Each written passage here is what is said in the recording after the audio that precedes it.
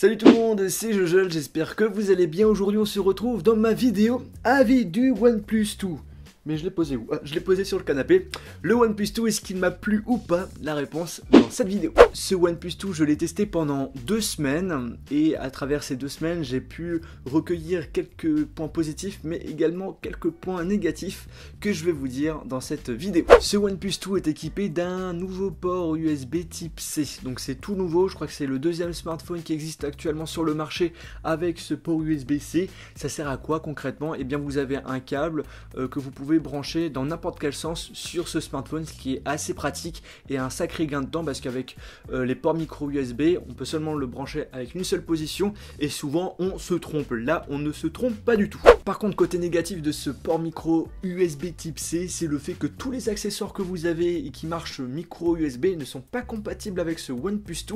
Vous allez donc devoir racheter des accessoires compatibles avec ce téléphone et encore des accessoires compatibles USB type C. Je crois qu'il y en a très peu, voire même aucun actuellement. Il y a une autre nouveauté sur ce smartphone qu'on retrouve uniquement sur ce OnePlus 2, c'est le fait d'avoir un bouton slide à gauche qui propose 3 positions et qui permet de gérer tout ce qui est notification.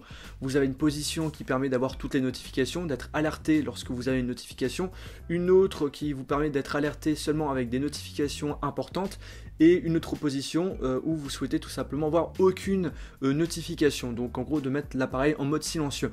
Alors est-ce que c'est super pratique? Franchement je trouve que c'est plutôt cool. Par contre je ne l'ai pas réellement trop utilisé. Peut-être parce que je suis trop habitué à utiliser les boutons du volume pour mettre l'appareil en mode vibration, etc.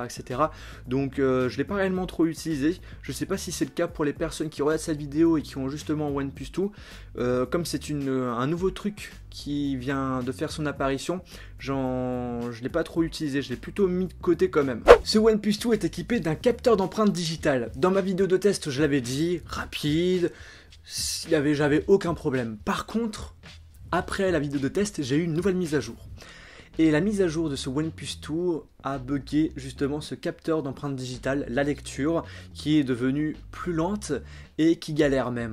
Donc au final, on utilise même plus souvent le code que le bouton Home qui fait office de capteur d'empreinte digitale. Donc c'est vraiment dommage. Donc j'attends avec impatience une nouvelle mise à jour pour corriger cela. En tout cas, je tenais quand même à vous le signaler dans ma vidéo avis que pour l'instant, le bouton Home avec la lecture d'empreinte digitale, même si avant ça marchait bien, et bien pour l'instant, aujourd'hui, ce n'est pas le cas. Autre défaut que j'ai remarqué sur ce OnePlus 2, oui, pour l'instant, depuis le début de la vidéo, je donne pas mal de défauts, mais je suis désolé, il y en a sur ce téléphone. Au niveau du micro, j'ai remarqué que lorsque je téléphone à des personnes, eh bien ils avaient du mal à m'entendre, enfin quelquefois, pas tout le temps, je vous rassure. Pareil pour des lives Periscope, il y avait des gens qui avaient quelquefois du mal à m'entendre.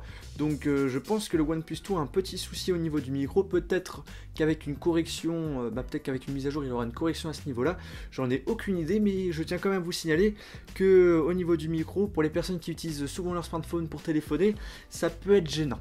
Ce OnePlus 2 se débrouille très bien en ce qui concerne les photos, que ce soit arrière ou caméra frontale. Franchement, je trouve qu'il fait des beaux selfies, des jolies photos de paysages. D'ailleurs, dans la description, il y aura un lien Dropbox où vous aurez différents échantillons photos et également vidéos sur ce OnePlus 2. Comme ça, vous allez pouvoir juger par vous-même de la qualité. Moi franchement j'en ai été très content pour la partie photo. Pour la partie vidéo c'est différent, là on voit qu'il a quand même du mal, il fait trop de mise au point, donc du coup la vidéo elle est rapidement gâchée quoi tout simplement.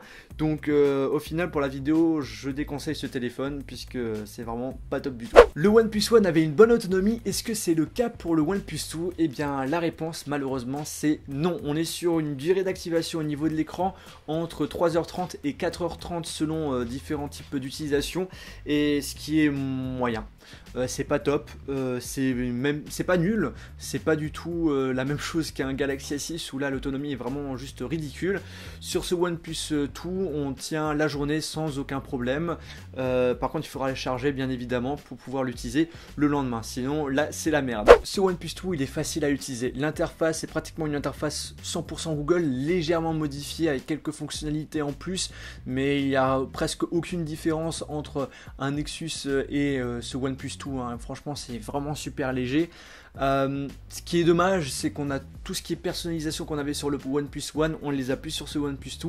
On n'a pas la possibilité de changer de thème, de changer d'effet de transition lorsqu'on change de page. On peut pas choisir le nombre d'icônes par rangée ou par ligne, donc ce qui est vraiment quand même dommage, je trouve.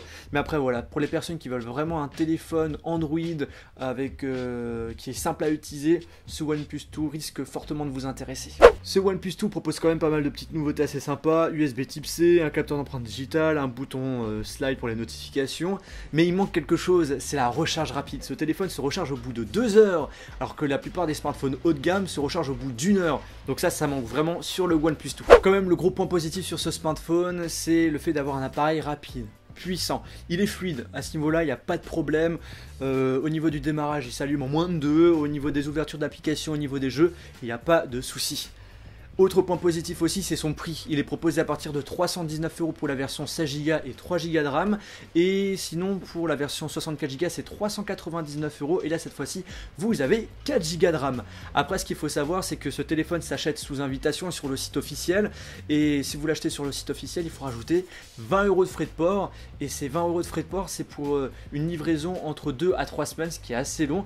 Et sinon, pour la livraison express, sous 5 jours, il faut compter 25 €. Donc du coup, vous rajoutez quand même plus d'argent que ce qui est indiqué.